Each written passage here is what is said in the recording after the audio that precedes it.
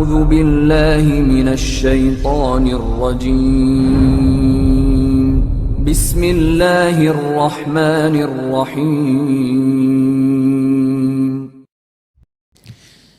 Orang yang usianya berkah, ibu pernah dengar doa, ya Allah berkahi umurku kan? Bukan ajal. Ajal dengan umur itu beda. Apa artinya ajal? Ya. Nah, waktu kita terbatas. Kita ambil ilmu sahabat saja dengan cepat. Kalau belum tahu, katakan wallahu a'lam. Baik. Apa artinya ajal? Ya. Mau dapat ajal? Pasti. Udah kenceng diralatnya? Pasti. Baik, pasti. Baik. Ajal itu pada mulanya, pada asalnya, itu yang kita sebut dengan usia. Batas kehidupan. Ajal itu batas kehidupan. Jadi usia itu kalau dibawa ke bahasa Qur'annya atau bahkan bahasa Arab standar, itu asalnya namanya ajal. Setiap kita itu kan ada ajalnya, ada batas usianya. Dalilnya coba diambil satu saja, Quran surah ke-7 ayat 34 misal.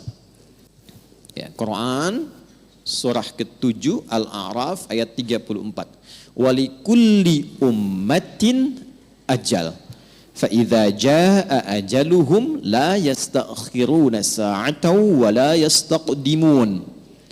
Setiap umat, bukan satu dua orang saja.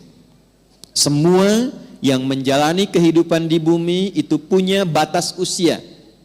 Kenapa ditekankan kata ajalnya? Untuk memberi kesan bahwa kehidupan di dunia ini tidak abadi. Penting dicatat itu, Bu, ya.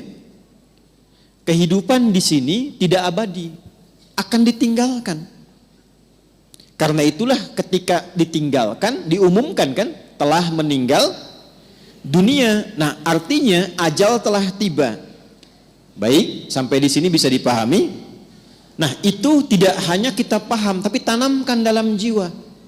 Di sini tidak abadi, akan pindah ke tempat lain. Nah, pertanyaannya, ketika pindah ke tempat lain itu meninggalkan jejak yang baik tidak di dunia. Ibu kan keluar dari sini, setidaknya baru keluar sudah dibincangkan kan? Masya Allah, jamaahnya rapi, tertib, nggak ada sampah ketika selesai kajian. Kemudian jamaah-jamaah yang sekarang ngaji tenang, tidak ada yang ngobrol, itu kan? Nah, itu jejak kebaikan yang ditinggalkan. Karena itulah sebelum meninggalkan dunia ini, selain mencari bekal ke tempat baru, kita diberikan bimbingan oleh Allah dan Rasul untuk meninggalkan kenangan-kenangan yang baik. Yang kalau diikuti jadi pahala, Bu. Jadi itulah indahnya dalam Islam. Datang baik-baik, pulang pun baik. Karena itu saat datang kan disambut senyuman kan? Ini kan kejadian luar biasa sebagai isyarat. Bayi lahir, bayinya nangis, kok bisa orang yang menyambut senyum? Ya, ada nggak ketika bayinya lahir misalnya yang lain ada yang menertawakan, yang meledek, mencela, rata-rata senyum. Tapi ketika meninggalkan dibalik, kita yang tersenyum, orang yang menangis. Kenapa? Karena kita bahagia meninggalkan jejak-jejak kebaikan. Dan orang merasakan sedih karena kehilangan kebaikan itu yang dirasakan saat sedang dibersamai oleh orang baik itu. Nah, cara mengisi ajal supaya baik itu yang disebut dengan umur namanya. Jadi umur asalnya bukan usia artinya. Hanya diambil makna umum menjadi usia untuk memberikan kesan kepada kita. Selama menempuh usia itu isi dengan umur. Contoh begini. Ibu kalau ada yang tanya, umurnya berapa? Saya paham rata-rata 17 tahun ke atas. Ya, ada yang atas, ya? Ada yang atas, ada yang memang demikian. Tapi ketika kata umur itu muncul, itu maknanya 3. Nanti kita akan tarik ke kaidah dari Sayyidah Khadijah. 1, al-umur Bimakna mengandung arti segala yang bermanfaat. Saya pakai kacamata nggak apa-apa ibu ya. Ya, untuk jelas menulis. Biasanya saya kalau menghadap jamaah ibu-ibu saya lepas kacamata. Ya, walaupun saya sudah berdoa kepada Allah dan sudah menanamkan pada diri saya, hanya istri saya yang paling cantik. Itu sudah doa saya yang paling utama. Ini live nggak? Nah, tenang bun ya, aman insya Allah. Iya. Dan saya memohon kepada Allah demikian. Ya Allah, jadikan siapapun yang aku pandang tetap istriku yang paling mulia. Dan jangan pernah tanamkan pada jiwaku keberpalingan dari istriku dan ketertarikan selain apa yang istriku ridhai. Jadi ibu jangan berharap banyak kepada saya. Ya.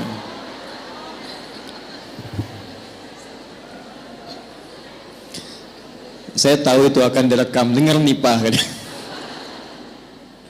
Lihat sini, balik sini. Oke. Sampai mana tadi kita itu umur? Insya Allah ingat. Segala yang bermanfaat. Ya. Baik. Ini saya buka kaidah umumnya dulu untuk menunjukkan kesan di akhir nanti betapa Sayyidah Khadijah memahami ini.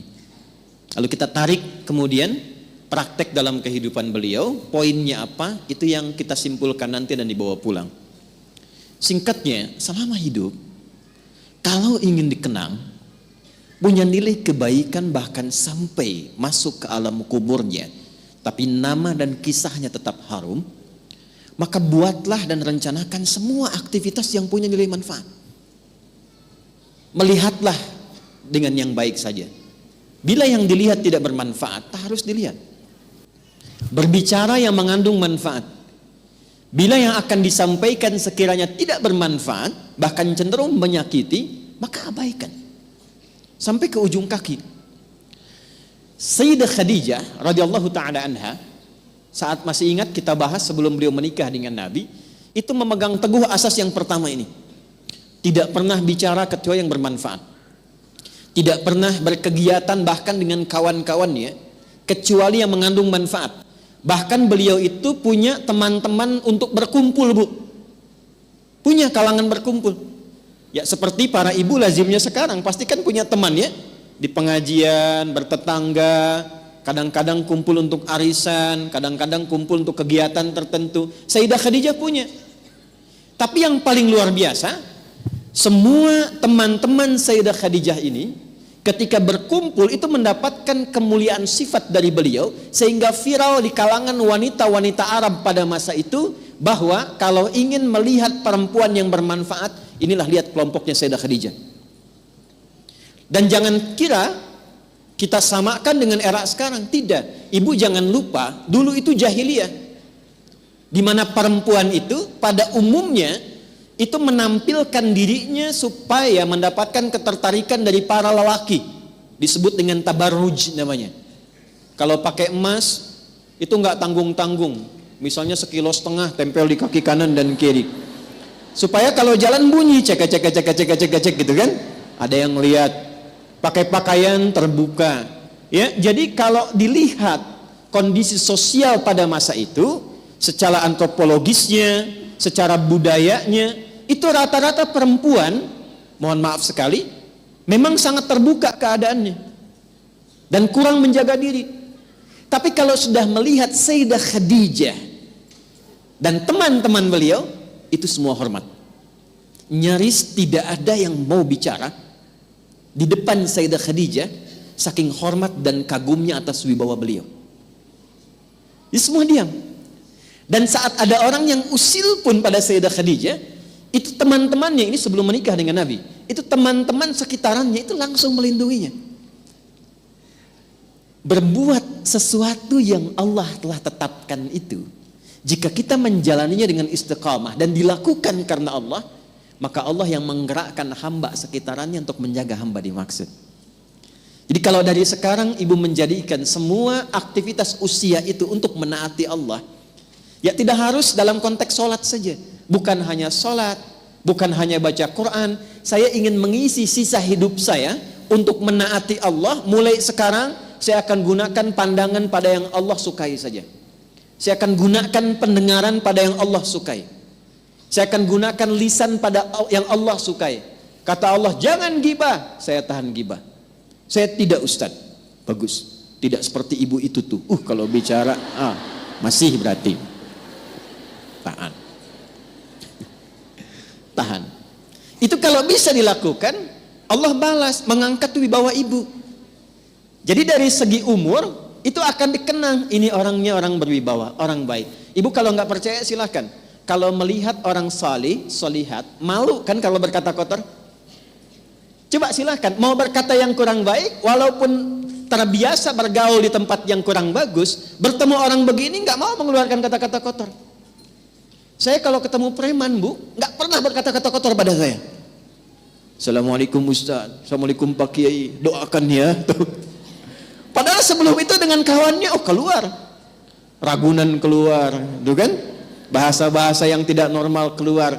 Tapi ketika kita berusaha menaati Allah dalam hal yang simpel saja, turunlah kemudian jawaban dari Allah dengan melindungi sifat-sifat baik kita untuk dikenang.